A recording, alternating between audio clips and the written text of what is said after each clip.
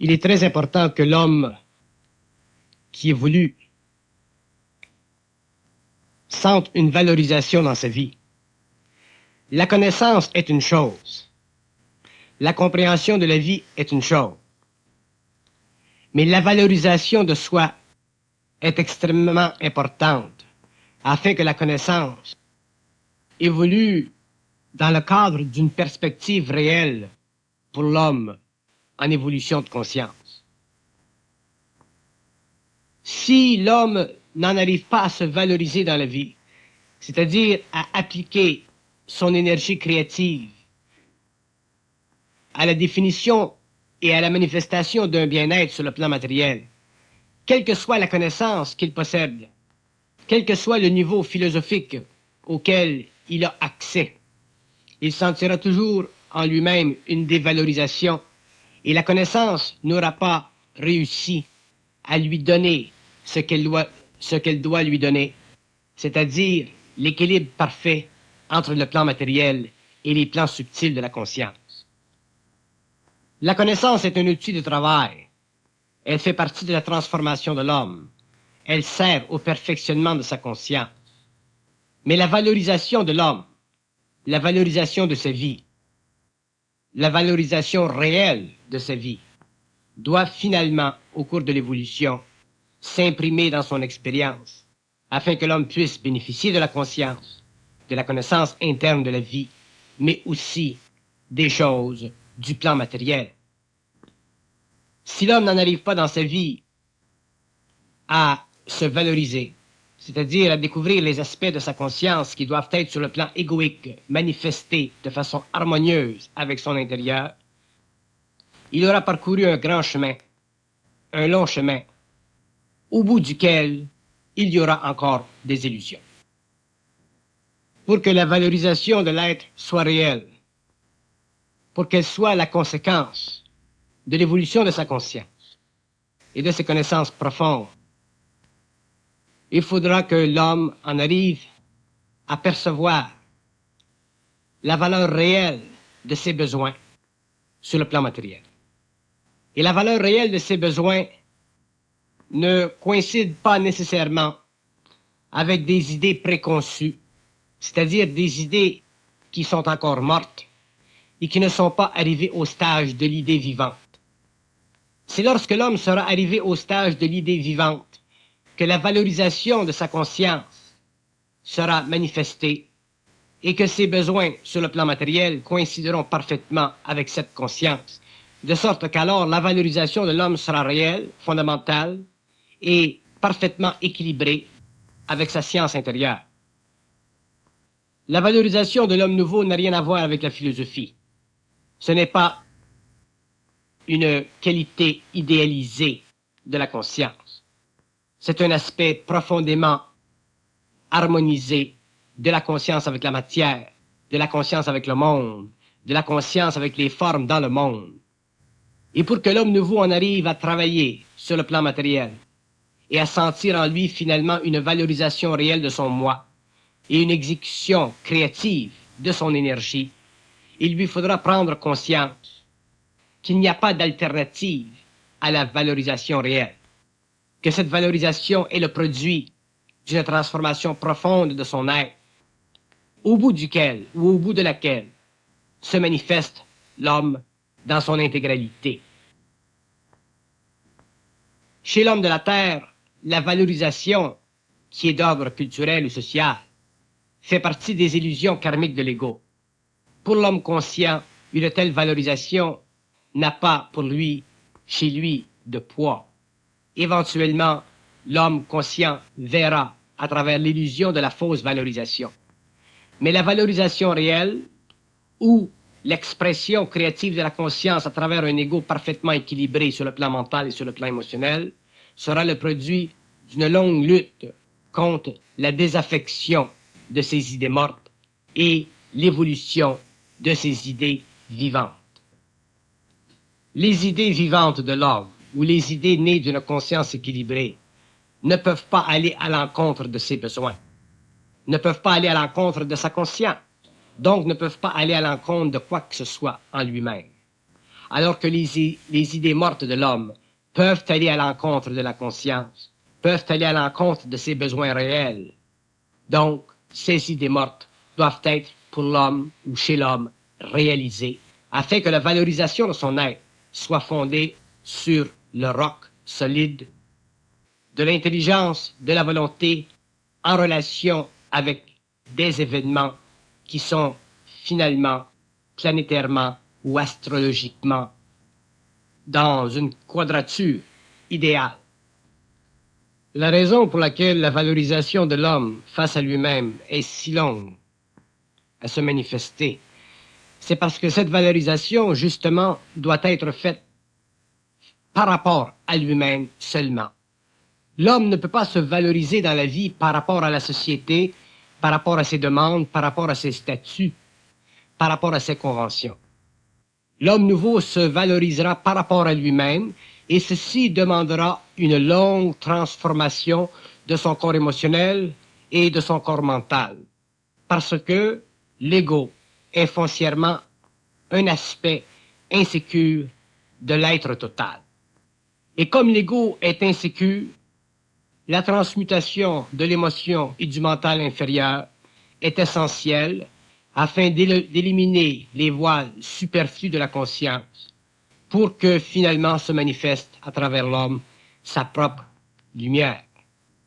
Donc la valorisation de l'être, la valorisation réelle de l'homme, en contradistinction avec la valorisation fictive de l'ego socialisé, demandera que l'homme en arrive à une très grande épuration de sa conscience planétaire.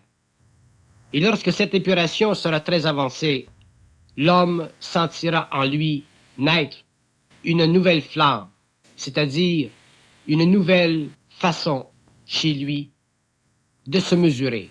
Et cette mesure sera proportionnelle à sa capacité d'inviter en lui-même son intelligence au lieu de réfléchir en lui-même d'une intelligence qui n'est pas la sienne réellement. La valorisation de l'homme ne peut pas être fondée sur la projection de soi. Elle est fondée sur la manifestation de soi. Et la différence entre les deux est fondamentale. Dans la projection de soi, l'homme utilise des idées mortes. Il véhicule des idées mortes, c'est-à-dire des idées qui sont faites d'aspects émotifs et d'aspects du mental inférieur. Alors que dans la manifestation de soi, l'homme véhicule des idées vivantes, c'est-à-dire des idées qui naissent de sa conscience supérieure, de son mental supérieur, et qui sont à l'abri de l'émotivité et des pensées subjectives. Donc, la valorisation réelle de l'homme est une manifestation, elle n'est pas une projection. Et la différence est tellement fondamentale que l'homme qui en arrivera à réaliser ceci réalisera jusqu'à quel point cette définition de l'homme est une définition absolue de sa réalité future en potentiel. Un homme qui connaît la valorisation réelle de lui-même ne peut jamais vivre par comparaison. Il ne pourra jamais laisser s'immiscer dans sa conscience des aspects ou des facteurs comparatifs par rapport à d'autres hommes, de sorte qu'il vivra à l'intérieur de son propre globe, il sera sa propre sphère et il émanera de lui-même une énergie venant de son propre centre. C'est ici que la valorisation de soi, la valorisation réelle de soi, devient fondamentale pour la vie de l'homme nouveau, qu'elle devient l'expression de l'esprit dans la matière, qu'elle devient le parfait équilibre de l'énergie venant des plans invisibles et traversant ces plans jusque sur le plan matériel, créant ainsi un homme nouveau, c'est-à-dire un homme qui est total, un homme qui ne connaît pas les failles et un homme qui ne sent pas en lui-même craquer le ciment de son être. Le développement de la valorisation réelle chez l'homme nouveau est essentiellement relié avec le développement de sa conscience. Autrement dit, l'homme conscient, ne peut pas sentir en lui une valorisation réelle que dans la mesure où sa conscience a suffisamment évolué pour qu'il cesse de projeter une qualité quelconque de lui-même. Autrement dit, la valorisation réelle est le produit du développement de la conscience. Elle n'est pas le produit de la projection, donc l'homme la découvrira avec le temps. Il ne pourra pas se la donner, il ne pourra pas se la coller, il ne pourra pas y penser. Elle deviendra le produit de sa conscience créative. Et avec le temps, la valorisation réelle sera éminemment la manifestation totale de sa conscience au niveau où il sera lui-même amené à être développé. Si l'ego ne peut pas se donner de valorisation réelle, ceci implique que cette qualité de la conscience est intrinsèquement liée avec le développement de son être. Et pour cette raison, la valorisation réelle de l'homme sur le plan matériel ou en relation avec les éléments du plan matériel ne peut être découverte, ne peut être réalisée que dans le temps. Vous direz, comment se fait-il que ça prend tant de temps pour que l'homme en arrive à cette valorisation? Et nous répondrons que le temps est essentiel parce que la valorisation réelle est le résultat du dépassement astrologique du karma humain. Autrement dit, dans la mesure où l'homme en arrive à dépasser la quadrature de ses planètes, quadrature défavorable, à brûler le karma relié à cette quadrature, l'homme en arrive finalement à passer à un autre stage d'évolution où la vie s'ouvre totalement devant lui. Et lorsque cette vie s'ouvre devant lui, évidemment, il sent en lui-même cette valorisation, il est cette valorisation, elle est une manifestation de sa conscience et non pas une projection de son être subjectif.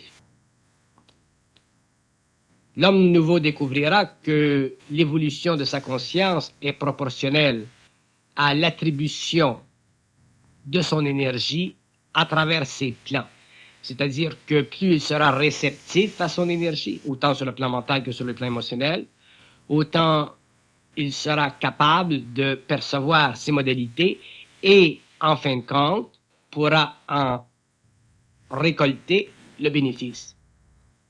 Plus l'homme sera capable de supporter, de canaliser son énergie créative, plus la manifestation de cette énergie se traduira dans sa vie sur le plan matériel comme une valorisation réelle de soi. Tout ce qui viendra avant ceci, tout ce qui sera le produit d'une projection quelconque de l'ego ou d'un désir quelconque de l'ego, ne fera que partie d'un besoin de l'ego fondé sur l'insécurité foncière de sa conscience planétaire. Dans la valorisation créative ou réelle de l'homme nouveau, l'insécurité égoïque ne pourra pas transparaître à travers la vie parce que l'homme ou sa conscience ou sa valorisation sera fondée sur le roc de l'équilibre entre ses plans internes et ses aspects matériaux. La valorisation de la conscience est essentiellement une caractéristique nouvelle de l'homme. Elle fait partie de la réussite de sa vie. Elle fait partie de la réussite vivante de sa vie, par contradistinction avec la réussite morte de la vie. Et lorsque l'homme est dans la réussite de sa vie, il sent très bien qu'il est au centre de lui-même, que la vie ne se camoufle plus, qu'il est en relation étroite avec sa dynamique et son mouvement, et il sent en lui-même une permanence qui donne à sa conscience, effectivement, cette qualité de valorisation réelle. C'est lorsque l'homme sent en lui-même une permanence au niveau de la vie qu'il commence à percevoir et à goûter de la valorisation réelle de son moi. La valorisation de l'être est proportionnelle à la défense qu'il se développe en lui par rapport aux activités astrales de sa conscience planétaire. L'homme en arrivera un jour à pouvoir se défendre parfaitement de ses activités astrales, autant sur le plan émotionnel que sur le plan mental. Et cette défense sera tellement bien garnie que la vie de l'homme, son existence conscientisée, deviendra une manifestation de la valorisation de sa conscience. L'ego ne questionnera plus les coordonnées psychiques de sa valeur. Il ne questionnera plus les valeurs psychiques de ses coordonnées sociales. Il sera parfaitement dans le centre de lui-même et la vie évoluera en relation avec lui et lui ne perdra plus d'énergie. Il n'y aura plus de diffusion de son énergie parce qu'il deviendra de plus en plus incapable de faire des erreurs, c'est-à-dire de mal placer son énergie dans le monde. La valorisation de la conscience de l'ego est directement proportionnelle à sa capacité de se désimpliquer psychologiquement de la valeur de sa vie en relation avec les paramètres sociaux qui l'ont conditionné auparavant. Ceci n'est pas facile parce que l'ego a de la mémoire, il a des relations humaines, il est forcément obligé de comparaître devant le tribunal du jugement social, et ceci, tant qu'il n'est pas arrivé à un certain niveau de développement de sa force intérieure, demande chez lui un grand exercice de centricité. Et la valorisation de l'être ne peut pas exister sans centricité parce que la centricité est cette qualité de la conscience dont le point force toutes les énergies à converger vers lui afin de se manifester dans le monde sans qu'il y ait de diffusion ou de perte, tant sur le plan émotionnel que sur le plan. Donc, plus l'ego sera valorisé en lui-même de façon réelle et non fictive, plus il sentira la permanence de ce centre d'énergie, de ce centre de force, et plus il sera capable à ce moment-là d'utiliser l'autorité qui fait partie de sa conscience. Un homme qui a de la valeur sur le plan réel ne peut pas passer à côté de la dévotion psychique à l'autorité de sa conscience. Nous appelons dévotion psychique à l'autorité de la conscience cette qualité intégrale de la conscience supramentale de manifester dans le temps et dans le lieu la puissance créative de sa lumière. Donc l'homme nouveau aura à manifester ici et là la puissance de cette autorité dans un cadre qui fera partie de l'équilibre émotionnel et mental de sa conscience et non pas dans un cadre qui fera partie du besoin égoïque de se sécuriser à travers une force qui n'aura pas encore été intégrée et qui risque d'éclabousser le monde. Donc, la valorisation de soi dans le sens de la conscience future de l'homme demandera que ce dernier soit capable de supporter totalement son énergie, soit capable de la manifester à volonté, sans jamais être obligé d'utiliser des aspects égoïques de la conscience évolutive pour rendre cette force dans le monde.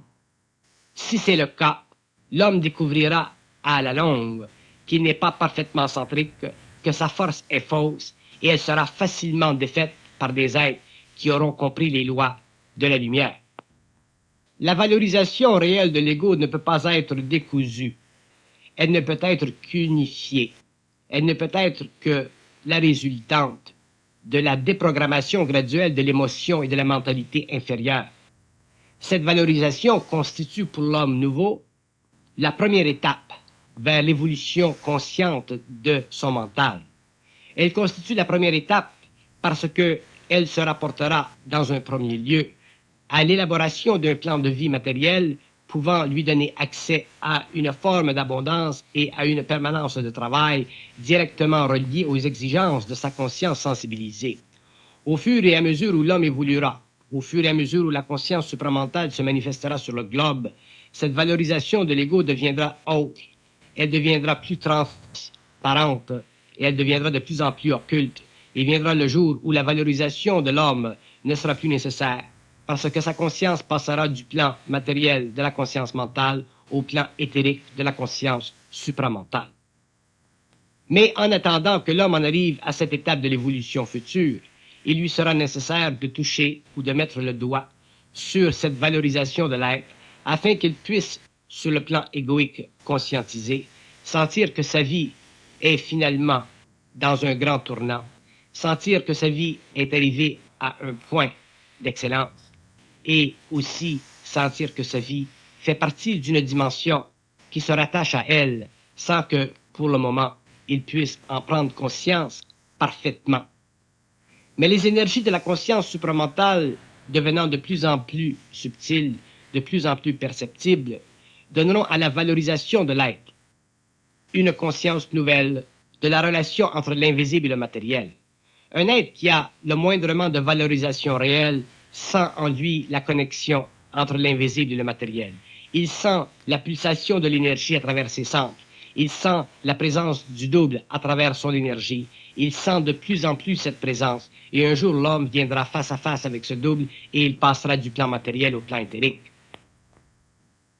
À l'intérieur de la valorisation de soi, la valorisation réelle du soi, il existera une constante qui sera de plus en plus affirmative dans son absolu, dans ce sens que l'homme nouveau découvrira graduellement que la valorisation de soi n'est pas fondée sur des mécaniques subtiles de l'ego, ou sur des formes d'autosuggestion de l'ego, ou sur des formes de manipulation de la forme par l'ego.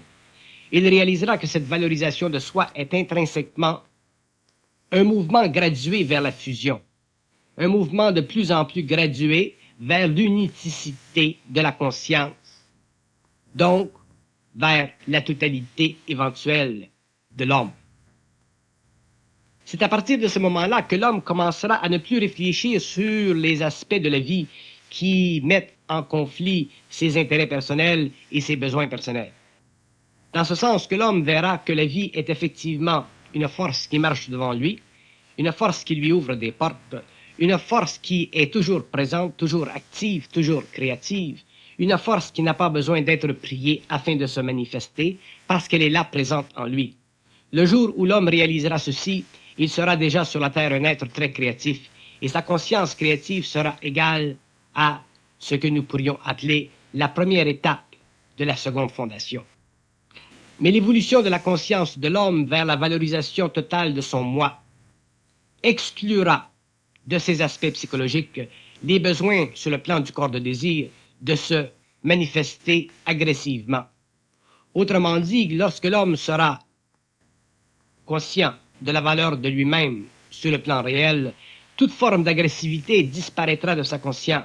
Et c'est à ce moment-là que l'homme deviendra réellement un être aimable psychiquement, un être aimable à tous les niveaux de sa conscience, un être capable de regarder dans toutes les directions, à tous les azimuts, et capable de percevoir et de détecter ce qui est bon, grand, noble, essentiel, vital, créatif chez l'être humain ou dans les royaumes qui sous-tendent son évolution. Une fois l'agressivité disparue de la conscience de l'homme, nous sentirons un très grand centre de gravité, manifestement le produit de l'unification de l'énergie de la conscience supérieure avec l'ego. Nous sentirons alors qu'il existe quelque part dans l'homme quelque chose de grand, de noble, de beau, de bon, de stable, de permanent. Et c'est la valorisation de la conscience réelle de l'homme qui permettra ceci. Parce que cette valorisation, finalement, éliminera de sa manifestation psychologique les trappes de l'ego, les trappes du désir, les monticules de l'émotion et les ombres de l'intellect. L'évolution de la conscience supramentale est directement vouée à la manifestation sur la Terre de la valorisation de l'être. Mais la valorisation n'est pas fondée et ne peut pas être fondée dans sa réalité sur des aspects de la conscience égoïque évolutive. Autrement dit, le mouvement de l'énergie, le jeu de l'esprit à travers l'énergie, c'est-à-dire son intelligence, demandera que l'homme développe une sorte d'intelligence des subtilités de l'énergie. Et la compréhension et le développement de cette intelligence formera l'homme à une nouvelle façon de vivre, d'agir. Et c'est ainsi qu'il en arrivera finalement à pouvoir se manifester de façon centrique, donc à pouvoir sentir en lui-même cette valorisation faisant partie du nouveau mode d'expression de sa conscience égoïque transmutée. Comme la valorisation de l'homme conscient ne peut pas être le produit d'une projection égocentrique, et qu'elle ne peut être que le produit d'une manifestation créative de son énergie, de son double, à travers lui, il est évident que l'homme devra se sensibiliser à cette réalité, qu'il devra se sensibiliser à ce mouvement subtil de l'énergie en lui. Sinon, les idées mortes afflueront vers son mental et il se créera des structures psychologiques, il se créera des avenues où l'action ne remplira pas le rôle et la fonction qu'elle devrait remplir ou qu'elle pourrait remplir si cette action était réellement créative. Il est très difficile pour l'être humain, à ce stage-ci de l'involution, de comprendre jusqu'à quel point l'énergie supporte totalement et parfaitement la manifestation de l'ego. Il est difficile pour lui de réaliser jusqu'à quel point cette énergie est présente, parce que l'homme n'a pas suffisamment conscience de l'énergie. Et si la conscience de l'énergie, elle est encore trop embriquée dans des voiles, bloquée par des voiles, de sorte que ces énergies ne se manifestent pas totalement et de façon réelle. Elles sont toujours colorées ou colorables. Et c'est pourquoi il est difficile pour l'homme de découvrir, de sentir sa véritable valorisation. Cette valorisation est le produit du mouvement en chaîne d'événements, mais d'événements qui sont de plus en plus compris dans leur dynamique, dans leurs relations. L'homme devra un jour voir, découvrir les mouvements de l'esprit à travers l'événementiel. Il devra un jour voir la connexion entre lui et les événements, et voir que les événements font partie d'un processus, et que ce processus est vital dans la mesure où lui, en tant qu'être, est vital. Si lui n'est pas vital, le processus devient purement l'expression d'un assujettissement planétaire, confiné à la programmation astrologique, donc menant l'homme inexorablement à vivre une vie de façon mécanique, de sorte que son existence demeure une survie au lieu de devenir un processus créatif en lui-même. Il est impossible de dire quand tel homme ou tel homme en arrivera à ressentir sa valorisation réelle. Parce que chaque homme qui devra passer par la transmutation de ses corps devra en arriver avec le temps à pouvoir par lui-même mesurer jusqu'à quel point il en est rendu face à la réalisation de son potentiel. Un potentiel qu'il ne peut pas manquer de voir, un potentiel qu'il ne peut pas manquer de réaliser, parce que ce potentiel sera le produit, le résultat de besoins profonds, incrustés en lui par son énergie et manifestés à travers lui par un ego éveillé au mouvement subtil de l'énergie de la conscience. Il est évident que la conscience de l'énergie sera, au cours de l'évolution, l'expression d'un devenir. L'homme s'habituera à vivre en rapport parfait ou de plus en plus perfectionné avec ce mouvement de l'énergie en lui. Il pourra le réaliser, le voir, mettre le doigt dessus. Il pourra le sentir. Donc sa sensibilité grandira et ainsi sa valorisation deviendra de plus en plus manifestée, de plus en plus exacte, de plus en plus présente, de plus en plus réelle, de moins en moins psychologique, donc de plus en plus créative. Et c'est là que l'homme se sentira bien dans sa peau parce qu'il aura finalement atteint un niveau d'évolution suffisamment avancé pour que lui, en tant qu'être, se sente valorisé dans la vie par rapport à lui-même, donc naturellement par rapport aux hommes, mais il devra l'être d'abord par rapport à lui-même. Parce que si l'homme laisse sa valorisation se mesurer par les hommes, il est évident que le portrait en retour qu'il aura de lui-même ne sera pas réel, il ne sera pas intégral. Les hommes ne peuvent pas mesurer l'homme. Ce n'est que l'homme lui-même qui peut se mesurer. Donc la valorisation réelle contient en elle-même des attributs foncièrement créatifs qui sont nouveaux et qui font partie de la nouvelle conscience et qui seront découverts dans la mesure où l'homme se découvrira lui-même. Mais pour que l'homme se valorise, il faut qu'il se découvre. Et se découvrir veut dire en arriver éventuellement à enjamber par-dessus les obstacles astrologiquement programmés de sa vie planétaire. En arriver avec le temps à pouvoir dépasser les blocages de la vie qui constituent dans le fond simplement des obstacles afin que lui en arrive éventuellement à pouvoir être toujours au-dessus de la programmation astrologique.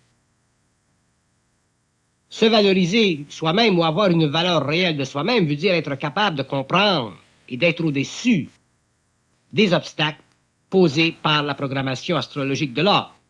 Autrement dit, ceci veut dire être libre du karma humain, ne plus avoir à répondre aux conditions ou aux exigences de l'âme en évolution, n'avoir qu'à répondre au mouvement de l'énergie de l'esprit en soi, ce qui équivaut à un degré ou autre de fusion. Mais si l'homme, pour des raisons d'insécurité psychologique, ce qui est à la base de tous les arts, ne peut pas se référer à l'intelligence de l'énergie qui se meut en lui, il aura de la difficulté à se découvrir, donc la valorisation réelle de soi sera très loin dans son avenir, parce qu'il n'aura pas eu la force interne de supporter l'intelligence de son propre esprit, donc il n'aura pas développé les aspects émotifs et mentaux nécessaires à la réalisation de la science exacte et de la perfection très avancée de cet esprit en lui. Perfection qui ne peut être réalisée que dans la mesure où l'homme est capable de la supporter dans ce mouvement transformationnel. C'est pourquoi l'homme qui aura découvert sa réelle valorisation aura une grande force interne. Un homme qui n'a pas de force interne ne peut pas se découvrir, parce qu'il sera toujours en orbite autour de quelque chose, au lieu que les choses soient en orbite autour de lui. Et ça, c'est un grand signe de la valorisation réelle. Ce n'est pas l'homme qui est en orbite autour de quelque chose, c'est toujours quelque chose qui est en orbite autour de lui. Mais pour que les choses orbitent autour de l'homme, il faut qu'il devienne un centre d'énergie. Il faut qu'il devienne une masse puissante, manifestant cette énergie. Il faut qu'il devienne un être. Il faut qu'il devienne une personne. Il ne peut pas demeurer une personnalité, parce qu'une personnalité n'a pas de force. Il faut qu'il y ait de la puissance dans l'homme. Et cette puissance ne peut lui venir que de l'esprit, du lien étroit entre lui et le double. Lien qui, ultimement, lui permettra finalement de franchir la barrière de l'incertitude en ce qui concerne la valorisation de son être, pour en arriver à la grande étendue, la grande surface, où la certitude profonde, absolue, de la valeur réelle de son être sera jointe à la lumière de sa propre fusion, ou conjointe à la lumière de sa propre fusion. À ce moment-là, l'homme ne sera plus le même. Il ne fera plus partie des races antérieures, il fera partie des races nouvelles. Son intelligence sera haute, sa volonté sera haute, donc tout son être sera haute. Il ne vivra plus du plan de la personnalité, il vivra à partir de cet état d'esprit qui fait de l'être conscient une personne. Et c'est là qu'il découvrira ce que veut dire le mot personne. Il découvrira que le mot personne, dans son sens objectif, créatif, universel, représente la totale définition de l'homme sur le plan matériel.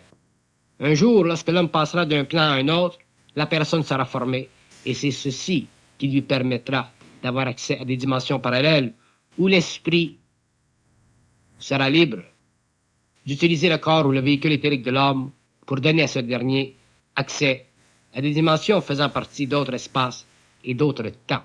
Donc, ce sera un autre temps pour l'homme, ce sera une autre vie, ce sera une nouvelle évolution vers l'infinité. Mais tout se fait petit à petit, tout se fait graduellement, tout se fait avec le temps. Mais le temps, pour l'esprit, est essentiel. Le temps pour l'homme est souvent secondaire. Mais pour l'esprit, le temps est essentiel parce que c'est à travers le temps que l'esprit travaille, alors que pour l'homme, le temps n'est que la réflexion de la lenteur ou de la rapidité des événements.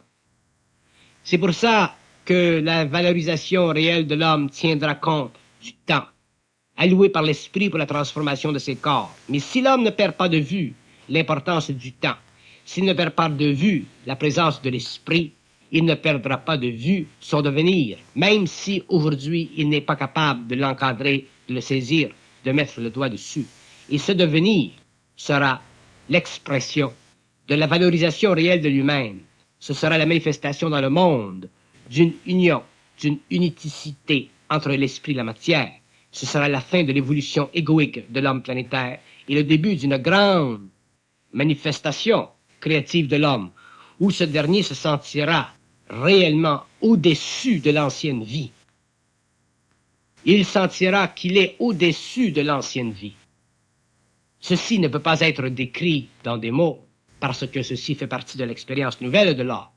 Mais l'homme qui aura atteint ce niveau de conscience, qui sentira cette vibration particulière dans son centre mental, réalisera finalement qu'il ne fait plus partie égocentriquement de l'humanité.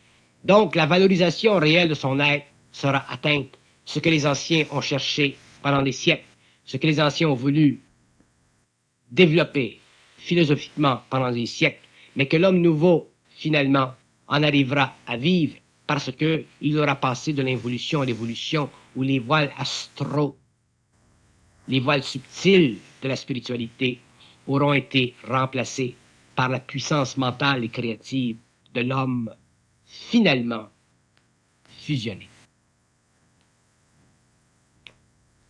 Il ne faut pas oublier que la valorisation de soi ne peut pas venir de l'effort égoïque.